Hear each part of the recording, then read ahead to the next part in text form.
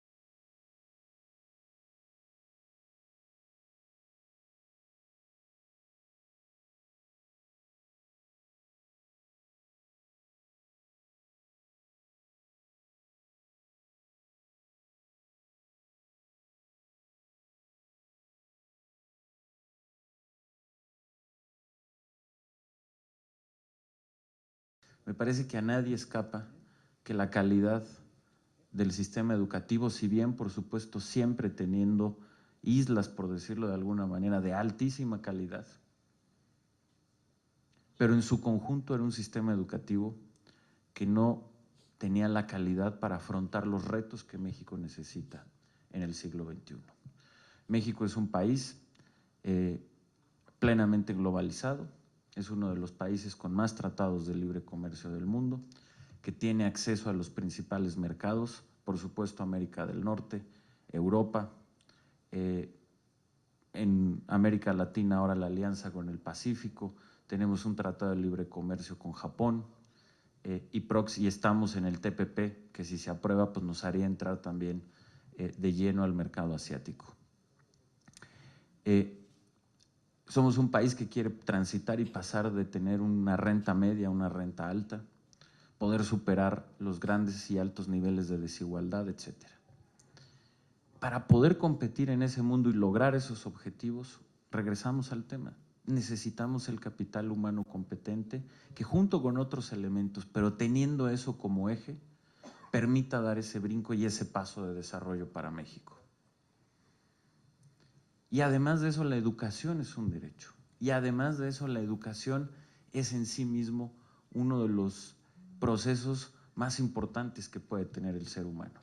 Y uno de los procesos que en muchos aspectos más felicidad le pueden dar, interior, pero que además le permiten tener opciones en la vida, tener más libertad, porque si uno está bien preparado, tiene opciones para elegir y no toma el trabajo que no le quedó de otra. Entonces hay una clara complementariedad entre una visión del país que necesitamos, con el tipo de capital humano que necesitamos para competir, para desarrollarnos en el siglo XXI, junto también con un proceso fundamental de derechos y de capacidad de generar opciones y un espacio de mayor libertad y desarrollo para los mexicanos. Y por eso se hizo la reforma educativa y por eso, en el marco del Pacto por México, que como ustedes recordarán, pues fue un pacto entre los tres principales partidos políticos de izquierda, del PRD, donde es el gobernador, del PRI, donde es un servidor, del PAN, y se logró crear una agenda que en gran medida es la agenda de transformación para México en el siglo XXI. Y el punto central fue la reforma educativa. Esta es una reforma que no va en contra de los maestros, al contrario, es una reforma a favor de los maestros. Los apoya a que se profesionalicen y los apoya a que puedan hacer una carrera profesional a partir de su propio mérito y no a partir de favores políticos de diverso tipo o de poder escalar en el servicio del magisterio a partir de criterios no claros. Y por eso las evaluaciones son importantes y tampoco hay que perder el foco. Las evaluaciones han generado una gran atracción mediática y política, pero no, y es una parte fundamental de la reforma, pero es tan solo un elemento de una reforma integral. Pero la evaluación es importante por un factor, para poder tener un diagnóstico mucho más claro y preciso de qué estamos haciendo bien y qué hay que mejorar. Y la parte sustantiva que complementa la evaluación es la formación continua de los maestros. Y por ello la reforma tiene una gran apuesta a la formación continua de los maestros. Nada más les doy un dato: presupuestalmente, hasta el año pasado, lo que el país invertía en la formación y el desarrollo profesional continuo de los maestros era 200 millones de pesos. Este año, como parte de la transformación de la reforma, lo hemos elevado a más de 1.800 millones de pesos. Es una transformación, es un incremento de 900% que nos permite por primera vez hacer un primer planteamiento integral, buscando ir creando un traje a la medida de las necesidades de cada maestro y vinculado a la evaluación, su proceso de desarrollo profesional continuo y de capacitación. Pero justamente nosotros estamos convencidos que la educación es parte de un proceso para romper esa desigualdad.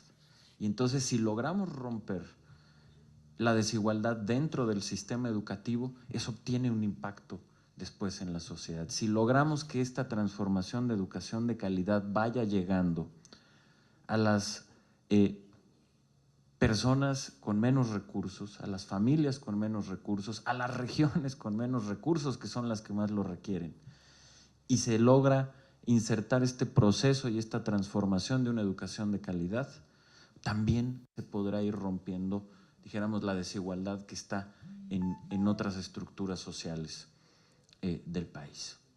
Eso es la reforma educativa. La reforma educativa es un cambio de fondo y estructural para el país.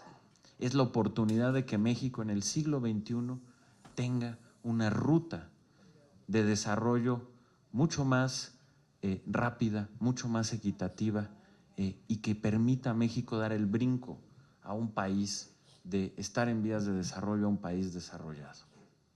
Implica también la posibilidad de que el ejercicio de los derechos se dé con mayor intensidad de todos los ciudadanos. Implica el que el país sea más libre porque existen opciones.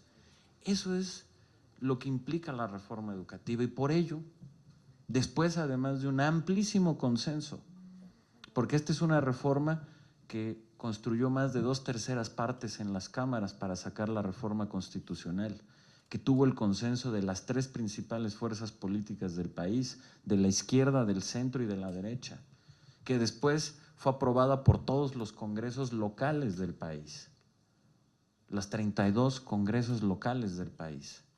Ese es el nivel de consenso que tuvo esta reforma y que además tiene un gran apoyo social. Se ve en las escuelas, en las encuestas. La mayoría de los mexicanos están con la reforma educativa y con esta transformación. Y por ello, sin duda, no hay que perder la perspectiva de lo que es y de la importancia de la reforma educativa y del cambio que le va a permitir tener al país. Y por ello que es un proyecto fundamental para México. Secretaría de Educación Pública, Gobierno de la República.